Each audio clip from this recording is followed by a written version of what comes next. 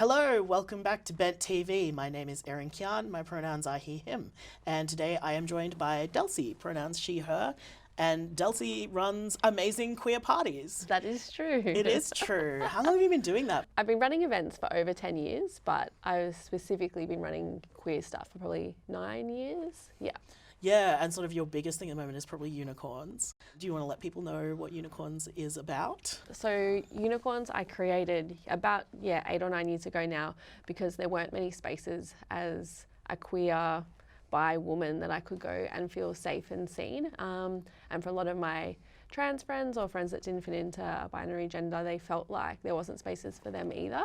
So I was running parties for hipsters in Sydney at the time. I was running this thing called Jurassic Lounge. But yeah, felt like me and my queer friends had nowhere to go. So I was like, stuff it, I need to be creating queer spaces. So yeah, it started in Sydney, about 8 or 9 years ago in warehouses in St. Peter's. And yeah, it's evolved to nearly monthly now across state. It's quite an event. Like you sell out like really fast as well, don't you? Yeah, typically it's in about 24 hours now. Tickets disappear, so people know if they want to come, they need to be organised. Need to be on it. Yeah.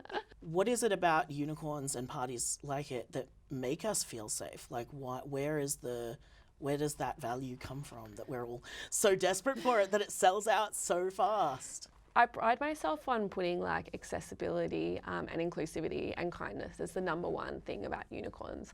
For example, I'll never use a venue that's not wheelchair accessible. There's always Auslan interpreters, there's a quiet space. I appreciate because Unicorns is the first warehouse party I've ever been able to attend. Yeah, so, exactly. Yeah. So for so many of us from different intersections in the community, we literally just don't have places to go to first be able to access the space, to feel welcome, to feel like we're meant to be there, let alone feel celebrated. And meet like-minded people. Like, it's quite rare. So I think that's integral to what I do, and that's why I do it, because there's just not enough times in our lives where we're like, allowed to access these really fun, exciting spaces where we're seen and told how brilliant and wonderful we are.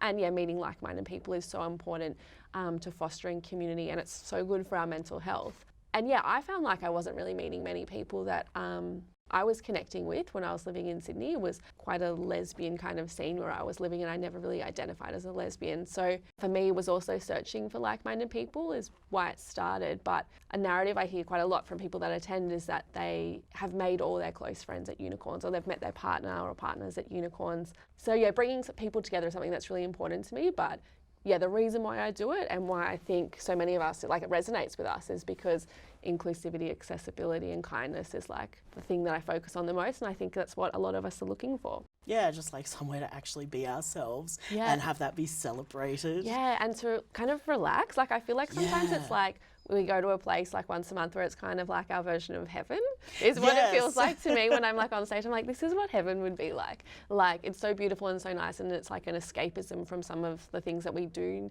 have to kind of face as queer people day to day.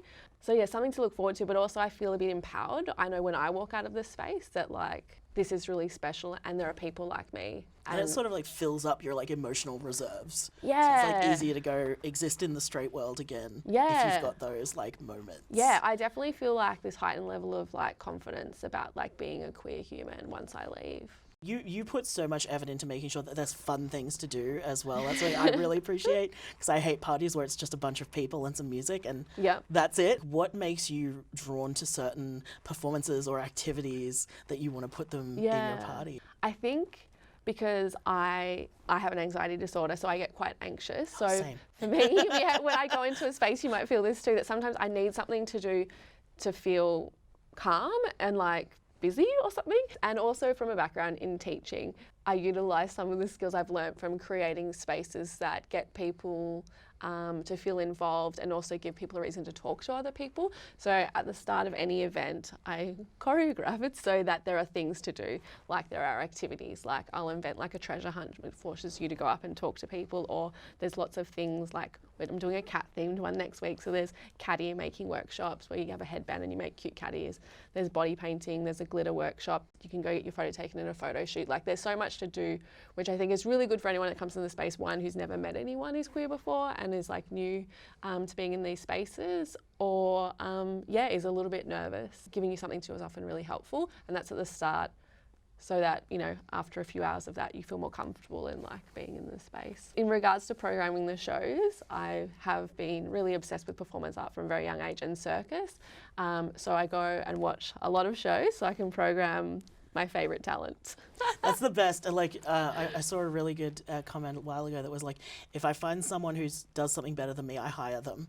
Like and I don't have like a talent, so I go and watch lots of circus. I'm like in awe of it, and then I program them to come on the stage. And the lineup is always like 100% queer people, but yeah, a variety of different circus and performance art. And I really I've noticed as well, you have performers who are people of colour or disabled, or like, it's not just we're all queer, it's also focusing on other parts of that as well, like, and people who are marginalised within queerness as well. 100%, and I'm so glad you noticed that, because representation is so important for us. Like, being able to see ourselves mirrored on stage is a really powerful experience, and so I think when you know, have the power to control the programming of a space, you need to be really conscious and careful about what you're programming to make sure it is addressing different intersectional identities, so that we have the opportunity to see people like us doing something amazing. I think that's really powerful and important. But yeah, diverse representation is something I'm also really passionate about. And I think a lot of, you know, music festivals in the world would benefit from sometimes having a more intersectional lineup. To finish us up, what advice would you give someone who's attending their very first big queer party? Firstly, like, I understand that it can be a little bit anxiety provoking, you can be a bit nervous doing something like that, but I think it's definitely worthwhile in terms of finding community and your people and just having a really nice time and a nice positive experience. Finding someone to go with prior can be helpful. I do run something called Unicorns Friendship and Dating, which is a much more structured event which helps people meet people in the community, and sometimes I'll do them the Friday before the party. So it's a good way, if you don't know anyone who's going to be there, to go and have interactions that are structured to meet people, so you might have someone to arrive with at the party. I know when I go with someone I feel a little bit better, but also if you decide to come on your own, that's totally awesome too, and come early so you can do the activity, so you can have time to sit down and talk to people while it's a bit quieter, because at the peak of the night at midnight it does get quite busy, so sometimes it's nice to be there when it's a bit quieter. Otherwise, you can grab a label on the way in, and the different colours signal what kind of interaction you might be comfortable with. So green means like you're happy for people to come up and chat to you, yellow means I'll talk to you if I feel up for it, and orange means like I don't want to chat to people tonight. So something like that also is a nice way to feel more comfortable about the kind of interaction you're going to have. Being okay with being a bit nervous and just like interacting with the space, so it sounds like goes a long way towards making it work. For sure, yeah. And come early, I think. Yeah. If you come at midnight, I can understand why it might feel overwhelming. All right, thank you so much for chatting to us, Delsi. You're awesome, and Unicorns is really fun. If people want to follow what you're doing, where can we find you? Facebook under Unicorns Party, or unicornsparty.com on the internet. This has been Bent TV. I've been Erin Kyan. Thank you so much for watching.